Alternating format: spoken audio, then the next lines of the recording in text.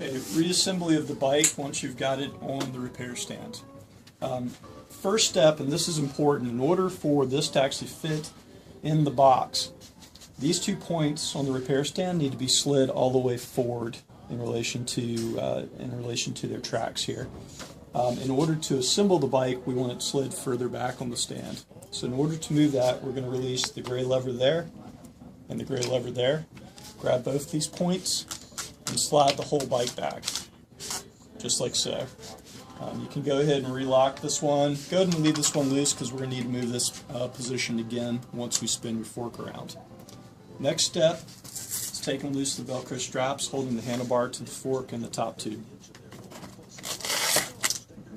I'm going to leave that padding on there for a second so it doesn't bang things up. Next, we're going down to the through axle. Releasing this, that was actually already in the open position there, but you'll put it in the open position and spin it around, just counterclockwise.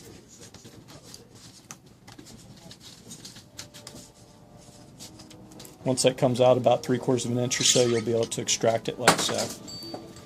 At this point, we're going to spin the fork around. I want to spin it around towards me. I don't want to rotate it in the opposite direction. So it's going to turn around just like so. Make sure it's not getting caught in any of the control cables or hoses there. Okay, right now we'll need to slide this block forward in order for it to line up with the dropouts here.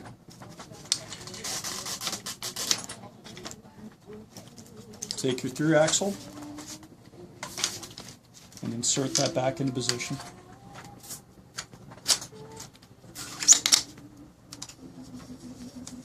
I'm not going to tighten it up, I'm just going to turn it a few times to get it started, and that will support the bike fine as so.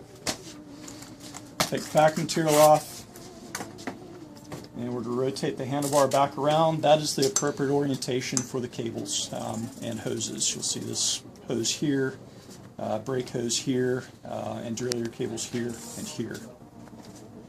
And we can let that hang for a moment.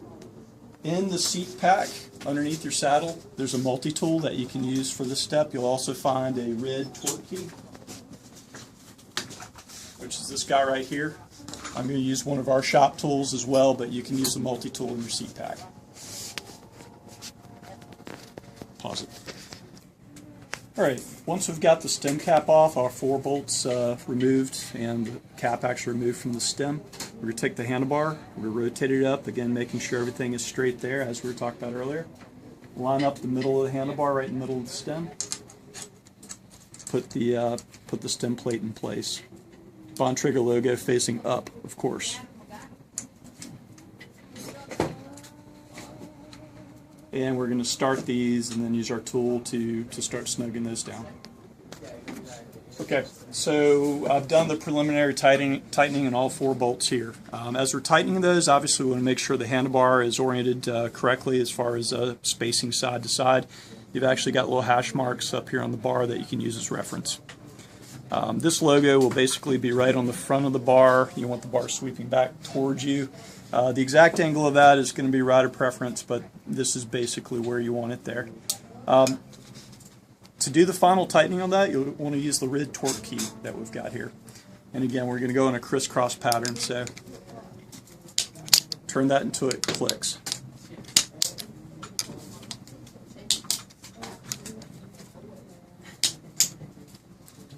And that's all there is to that. Next step, we're going to remove actually the brake blocks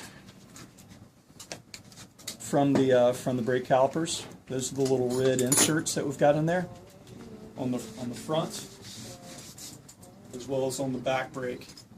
The reason these are in there is to actually prevent you from accidentally squeezing a brake lever, pushing all the fluid down from the lever down to the caliper, and making the gap between the brake pads too tight to actually get your brake rotor on your wheel back in there. So those are just preventing some additional potential work. So use those guys. Rear wheel, you still have in the bag here. Unzip that, remove it from the bag. There is a pouch inside the bag here. Open that up, and we've got your rear through axle.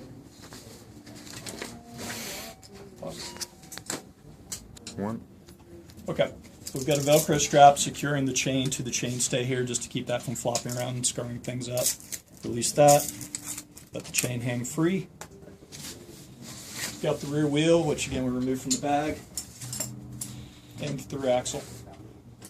To get the rear wheel in place, we're going to pull down on the derailleur here, thread the wheel up into place. We're looking at the caliper and the rotor here, just making sure that gets lined up. That goes right in between the brake pads. And we're also making sure that the chain is going over the smallest gear on the cog and not catching the bottom there.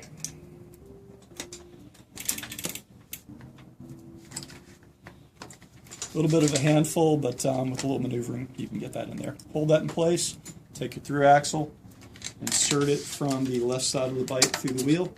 You have to wiggle it a little bit to get it to feed. Once it stops on the other side, you can actually start tightening it, just like so.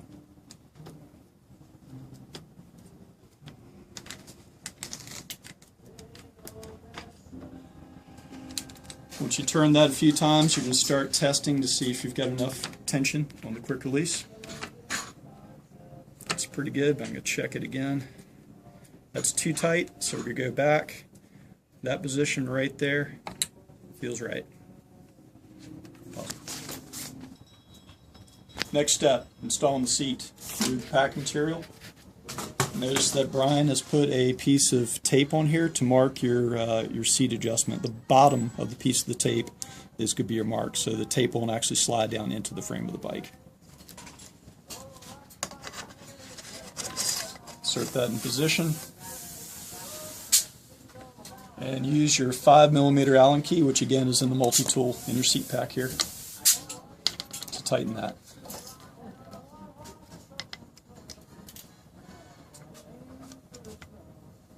We won't be using a torque key here, but you just want it good and snug.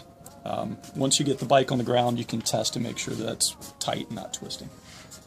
Next step is going to be removing the bike from the stand. There's a release for the strap here, right there.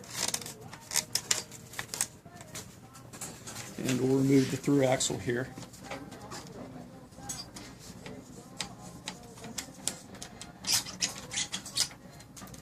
The bike's going to want to rotate, it's going to tilt backwards, so make sure you've got your hand on the fork.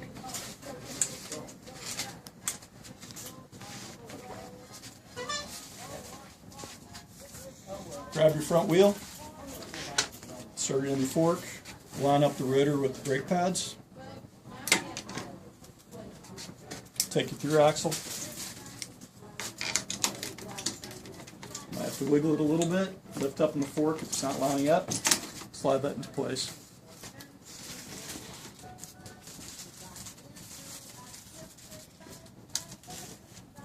A little bit too tight, so to back off again.